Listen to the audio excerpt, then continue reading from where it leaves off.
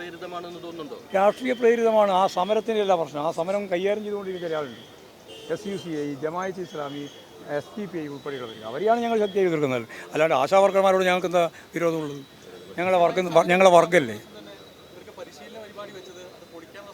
അതിപ്പോൾ കുറേ കാലമായിട്ട് തുടങ്ങിക്കൊണ്ടിരിക്കുകയാണല്ലോ.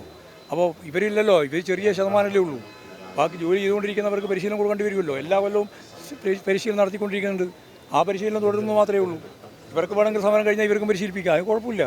അതൊന്നും ഒരു പ്രശ്നമായിട്ട് എടുക്കേണ്ട കാര്യമില്ല. ഞാൻ അങ്ങനെയൊന്നും പറഞ്ഞില്ല. എല്ലാ സമരത്തിനും അതിൻ്റെ ആത്യന്തികമായ ഒരു വർഗ രാഷ്ട്രീയത്തിൻ്റെ സവിശേഷതയുണ്ടെന്നാണ് എൻ്റെ കാഴ്ചപ്പാട്. ആശാവർക്കർമാർക്ക് കിട്ടുന്ന വേതനം തുച്ഛമാണ് എന്നുള്ളത് ഒരു വസ്തുതയല്ലേ? ശരിയായ വസ്തുതയാണ്. അങ്ങനെ തുച്ഛമായ വരുമാനം കിട്ടുന്ന കേന്ദ്ര സ്കീമിൻ്റെ ഭാഗമായിട്ടുള്ള ലക്ഷക്കണക്കിന് കോടിക്കണക്കിന് ആളുകളാണ് ഇന്ത്യയിലുള്ളത്. അതിലേറ്റവും കൂടുതൽ കിട്ടുന്നത് കേരളത്തിലെ ഇടതുപക്ഷ മുന്നണി ഗവൺമെൻറ്റിൻ്റെ ഭാഗമായിട്ട് തീരുമാനത്തിന് അടിസ്ഥാനപ്പെടുത്തിയിട്ട് ഇവിടെയുള്ള ആശാവർക്കർമാർക്കാണ്. അതാണ് പ്രത്യേകത. താരതമ്യം ചെയ്യുമ്പോൾ ഇതാണ് സ്ഥിതി. പക്ഷേ ഈ കാര്യം മുഖ്യമന്ത്രി തന്നെ അവരോട് വിളിച്ച് പറഞ്ഞാൽ തീരുന്ന പ്രശ്നമല്ലേ ഉള്ളൂ. നമുക്ക് ആലോചിക്കാം. ചർച്ചയ്ക്ക് മുഖ്യമന്ത്രി എന്നെ വിളിക്കേണ്ടതുണ്ട്, നമുക്ക് ആലോചിക്കാം.